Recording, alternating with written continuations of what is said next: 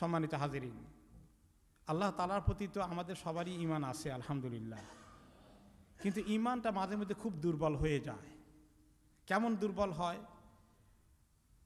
আল্লাহ তাআলার যিনি সৃষ্টিকর্তা, যিনি রাজেক, খালেক, হায়াত মউতের যিনি মালিক, সে আল্লাহ তাআলার উপরে ভরসা না রেখে ভরসা অন্য জায়গার দিকে চলে যায়। কারো কাছে কিছু ঠেকা থাকলে আদায় করার জন্য তার কাছে এমনভাবে তাকে ধরি, এমন প্রশংসা করি, তাকে এমন উপরে উঠাই, তেল মারা শুরু করে দেই। তামাল্লুক বলা হয়েছে আরবিতে এটাকে, যে খুব বেশি করে ফেলি, আল্লাহ তাআলা অসন্তুষ্ট হয়ে যান। এরকম করলে মনে হয় যেন আল্লাহ তাআলার উপর থেকে তাওয়াক্কুল কমে গেছে, ইয়াকিন কমে গেছে, এই লোকটার হাতে অনেক ক্ষমতা মনে হয় যেন চলে আসছে, তাকে আমি এমন পর্যায়ে নিয়ে যাই, এত প্রশংসা শুরু করে দেই। এরপরে মানুষের কাছে এত বেশি মানুষকে ভয় করা শুরু করে দেয়, মানুষের ভয়ে পেরেশান হয়ে যায়, মানুষের অপপ্রচারে বিভ্রান্ত হয়ে যায়, মানুষ অনেক কিছুর শক্তির অধিকারী মনে করে ফেলে। আল্লাহ তাআলা তো বলেছেন, লা হাওলা ওয়ালা কুওয়াতা ইল্লা বিল্লাহ, আল্লাহ ছাড়া কারো কোনো কিছু করার শক্তি নাই ভালো মন্দ। ফকির মিসকিন আমাদের দেশে গেলে যখন দেখবেন যে এমন ধারা ধরে, মনে হয় যেন আর ছাড়বে না। রিজিকের মালিক যে আল্লাহ তাআলা, ওই বেচারার মাইন্ডে মোটেই থাকে না। এই জন্য অভাব অনটনে বিপদে মুসিবতে পড়লে, ভয়ে সন্ত্রাসের ভিতরে পড়ে গেলে মানুষের ঈমান সাংঘাতিক দুর্বল হয়ে যায়, মানুষের উপরে মানুষের ইয়াকিন পয়দা হয়ে যায়, আল্লাহ তাআলার উপর থেকে ইয়াকিন একদম হালকা হয়ে যায়।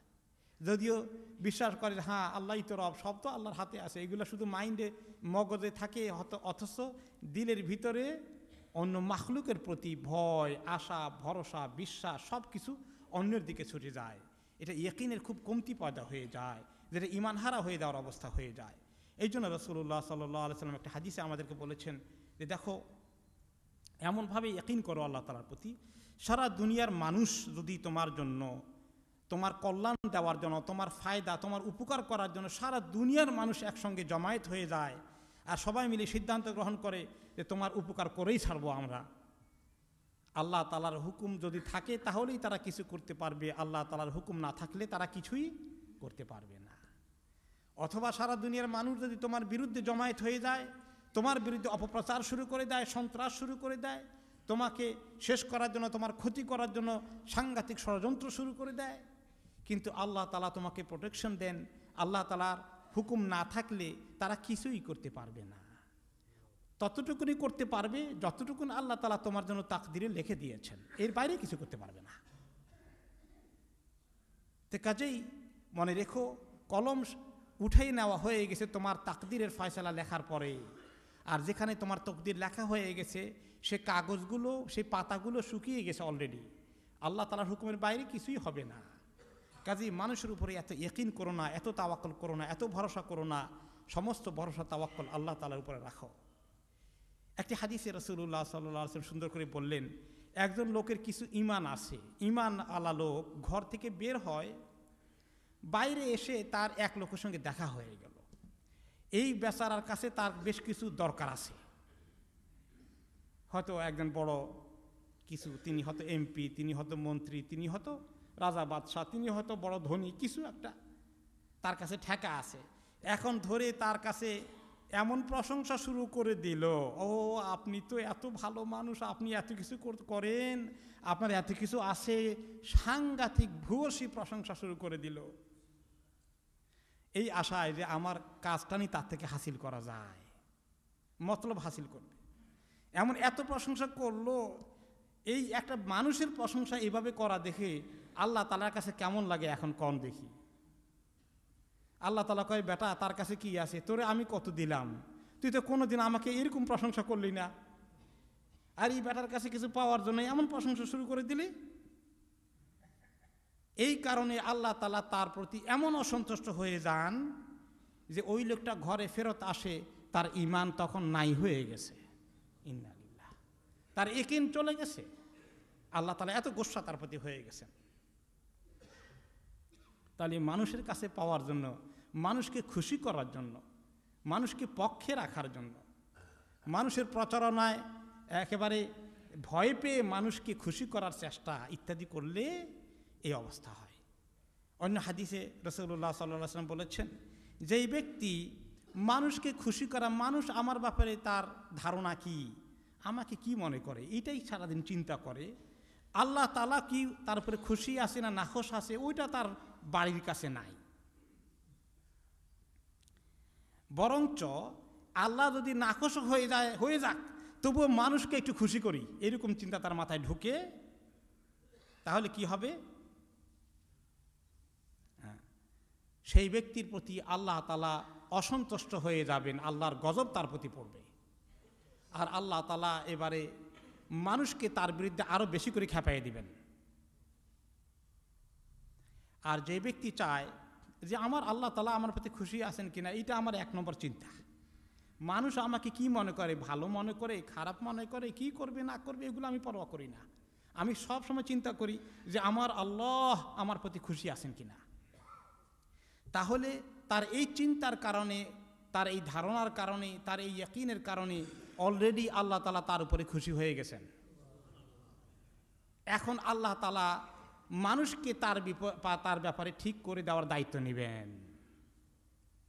মানুষকে ঠিক করে দেওয়া, তার ব্যাপারে পজিটিভ করার দায়িত্ব আল্লাহ তাআলা হাতে নিয়ে নেবেন। তাহলে মানুষের ব্যাপারে খুব বেশি কনসার্ন হওয়া আর আল্লাহ তাআলার ব্যাপারে কনসার্ন একদম কমে যাওয়া কত বড় ক্ষতির কারণ।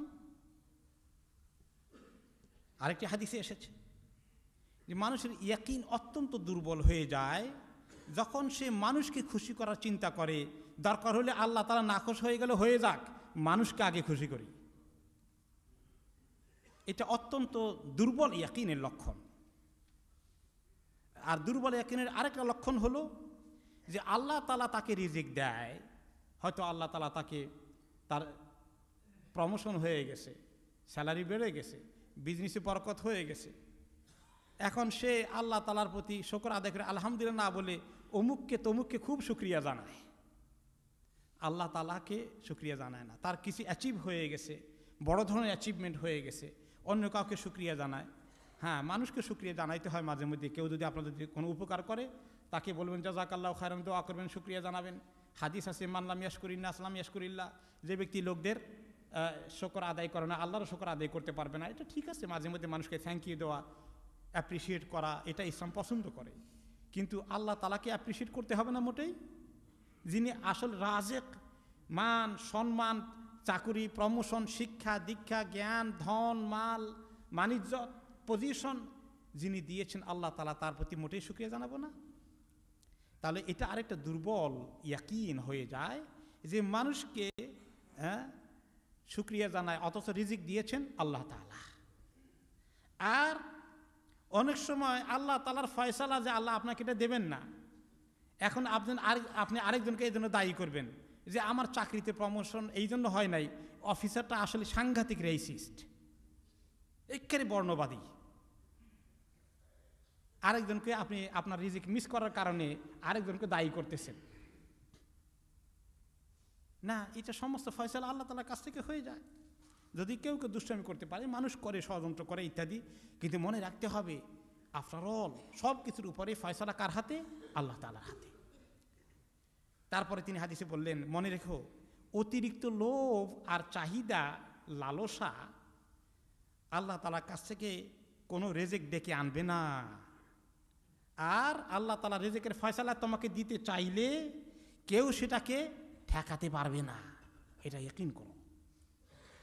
তাহলে ঈমান তো আমাদের আছে, কিন্তু মাঝে মধ্যে বোধহয় ঈমান খুব দুর্বল হয়ে যায়। আল্লাহ তাআলা আমাদের ঈমান ইয়াকিনকে মজবুত করে রাখি। আল্লাহ তাআলার উপর সমস্ত কিছুর বিষয়ে তাওয়াক্কুল, ভরসা, রিজিকের ফয়সালা সমস্ত আল্লাহ তাআলার কাছে দিয়ে আল্লাহ তাআলার সঙ্গে সম্পর্ককে মজবুত করার জন্য আমাদেরকে তৌফিক দান করুন।